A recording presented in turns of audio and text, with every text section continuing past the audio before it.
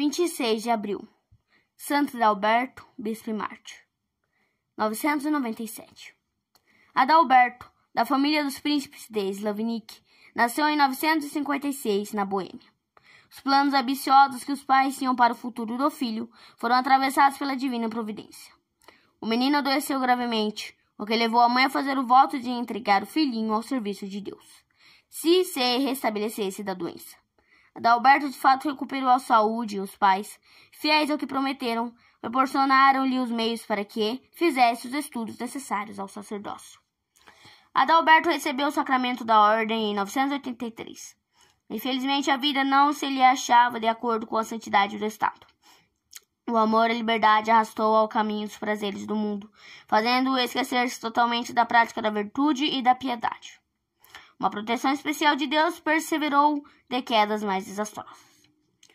A morte inesperada do bispo e as circunstâncias que a acompanharam abriram-lhe os olhos e mostraram-lhe o caminho da salvação. Tetarado, ou Dietmar I de Praga, bispo de grandes virtudes, vendo-se nas ânsias da morte, fora acometido de um temor tal dos juízos de Deus que lhe fizera exclamar: Ai de mim, infeliz vítima da morte, que me transporta às portas do inferno, onde o verme não morre e o fogo não se extingue.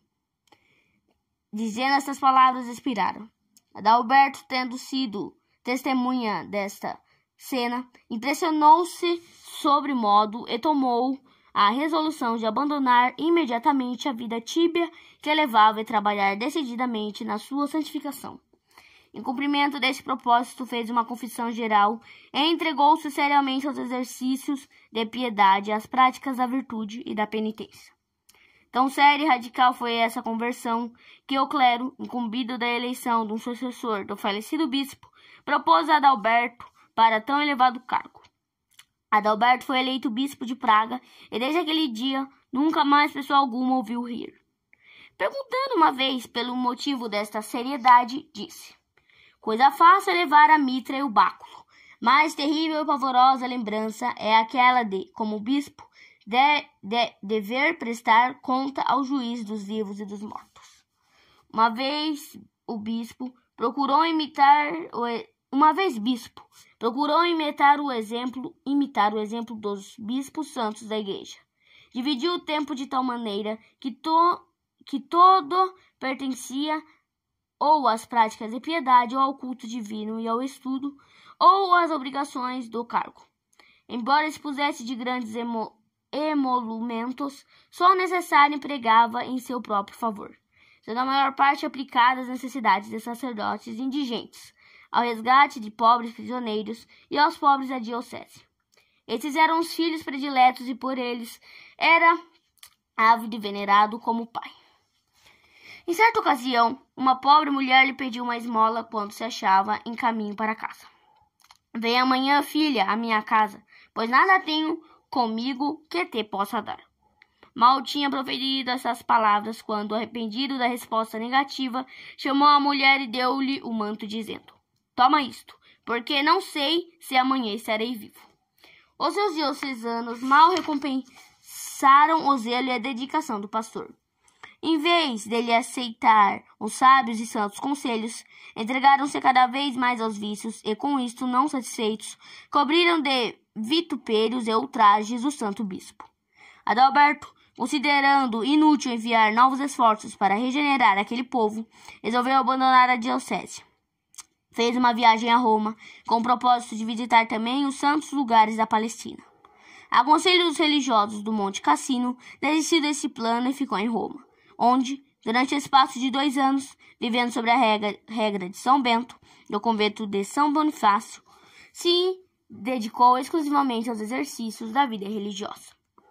Entretanto, os diocesanos, tendo caído em si, com palavras de arrependimento e promessas para o futuro, pediram ao bispo que retornasse o governo da diocese, ao que Adalberto, com grande prazer, acedeu. A entrada em Praga foi soleníssima e tudo prometia melhor êxito. Quando, porém, o bispo recomeçou a atividade apostólica, verberando os abusos e vícios que por toda parte predominavam, quando tratou seriamente de conduzir o rebanho ao caminho do dever e da virtude, encontrou novamente a maior resistência. Adalberto sacudiu então o pó das sandálias e voltou para Roma, desta vez com a firme resolução de não mais voltar e terminar os dias entre as paredes do convento. O imperador Otão III, à frente de um grande exército, achava-se em caminho para Roma para ser solenemente coroado pelo Papa. Em Ravenna o alcançou a notícia da morte do Papa João XV e o pedido dos romanos de dar à igreja um digno chefe. Otão propôs para essa dignidade seu capelão, o qual foi recebido em Roma com grande entusiasmo e reconhecimento do Papa. Tomou o nome de Gregório V. Otão depois deu entrada na capital da cristandade e realizou a cerimônia da coroação. Nessa ocasião, o arcebispo de Mogunícia insistiu muito com o Papa para que Adalberto fosse restituído ao bispado, não sendo justificável que uma diocese ficasse sem pastor. Essa reclamação, apoiada pelo imperador, foi por Gregório prontamente atendida e Adalberto recebeu ordem de voltar a Praga, com a concessão, porém, de poder dirigir-se a qualquer outra parte para pregar o Evangelho de Cristo, caso não fosse bem recebido pelos diocesanos.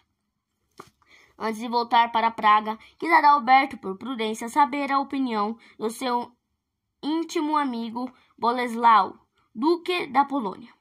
Boleslau aconselhou-lhe que, em vez de ir pessoalmente, por intermédio de emissários, mandasse estudar o espírito dos praguenses e deles saber se aceitariam de bom grado o bispo, propondo a se lhe sujeitarem às suas ordens.